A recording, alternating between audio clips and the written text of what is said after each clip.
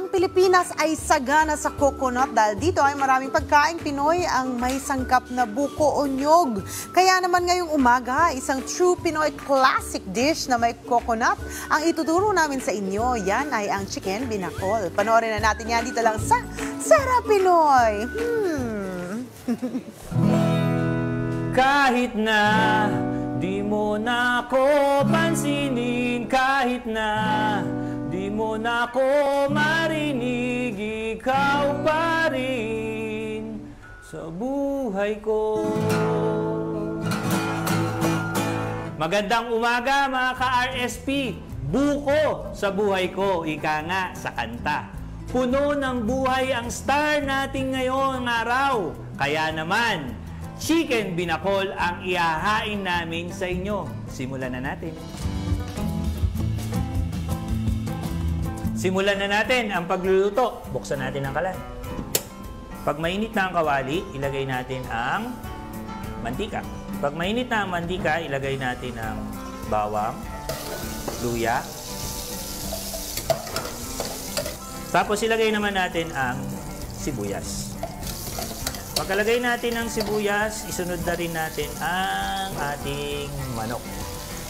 Yung mga nilagay nating sangkap, hinihintay lang natin na manuot dun sa ating chicken para mas lalong sumarap. Ngayon, susunod naman natin ay yung ating special ingredients. Itong buko juice. Susunod natin ilagay ay ang kamatis at ang tanglad. So, isasabay natin sa pagpapalambot, pagpapakulo, yung kamatis at tanglad. Takpan na natin. Tignan naman natin kung luto na. Ayan. Napalambot na natin ang ating manok. Ito ay mas kilala sa Western Visayas, ang chicken binakol. Pero ito ang ginagawa natin, ito ay lutong tinola.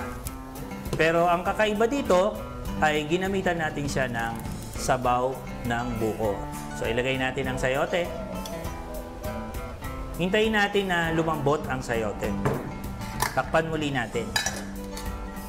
Mga 5 minutes, mapapalambot na natin ang sayote. O ayan, kumulo na at malambot na rin at luto na ang ating sayote. Ilagay naman natin ngayon ang siling pansigat at ang dahon ng siling. Sabay na rin natin ang ating special na buko strips. Pakulin lang natin to ng 3 minutes. O ayan! Pwede na nating lagyan ng pampalasa. Ang huli nating sangkap ay ang patis. Takpan natin at mga 1 minuto ay pwede na itong iserve.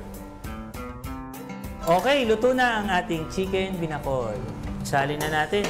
Tama-tama to para sa mga 3 to 4 person kasama ng inyong mga kaibigan, pamilya, para sa pagkain ng masustansyang pagkain na may touch of coconut.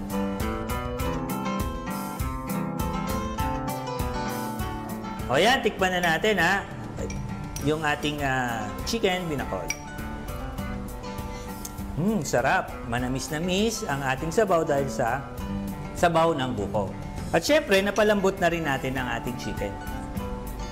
Kain tayo. Kung na-miss ninyo ang episode na to, pwede nyong balikan sa social media page ng Rise and Shine Pilipinas. Meron silang Facebook, Instagram at TikTok. Ako si Jaime Hernandez para sa Sarap Pinoy.